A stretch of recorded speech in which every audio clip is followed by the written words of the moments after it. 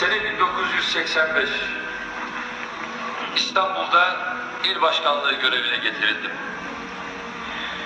İl başkanlığı görevine getirildiğim zaman İstanbul'un 19 ilçesi, fakat kurulan parti teşkilatı sayısı 8'di.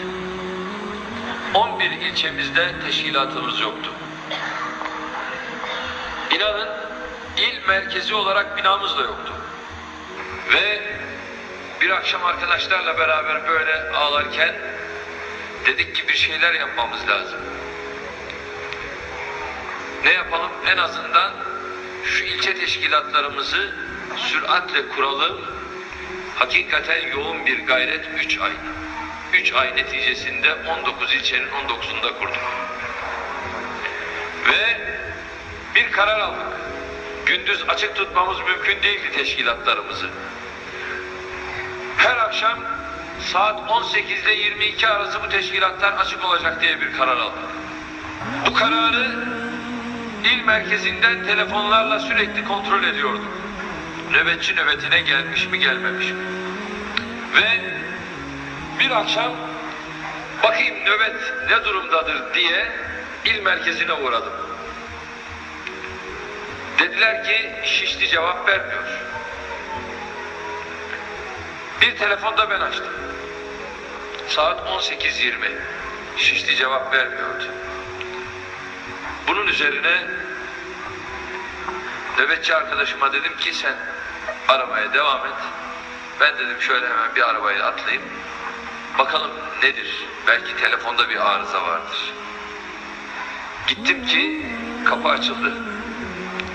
İçeride gözleri yaşlı olan, o zaman tabii ismen kendilerini tanımadığım, daha tanışamadığımız arkadaşlar durumundaydılar. Bir kardeşimiz vardı. Niye ağlıyorsun diye sordum. Niye ağlıyorsun deyince biraz kederlendim başkanım dedi. Ya neyin var, bir derdin mi var? Belki ben yardımcı olabilirim filan. Biraz kederlendim başkanım, hiçbir derdim yok. Peki telefon cevap mı vermiyor filan? Başkanım bir işim vardı dedi. Onun için yarım saat geç açtım ilçe teşkilatını.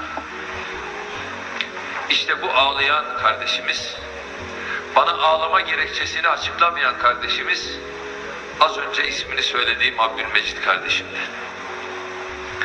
Biraz sohbet ettikten sonra ayrıldık. Ertesi sabah ağlamanın gerekçesini öğrendim. Meğerse Abdülmecit kardeşimin refikası doğum esnasında şehit olmuş. Ve o da yavrusunu baldızına teslim etmiş.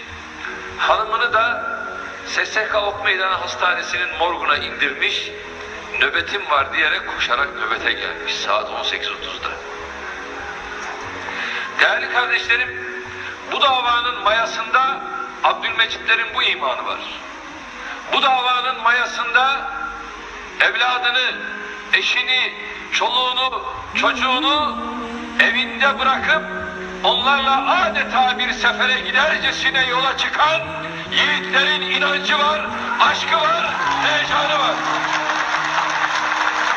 İşte bu aşk, işte bu heyecandır bizi bugünlere getiren.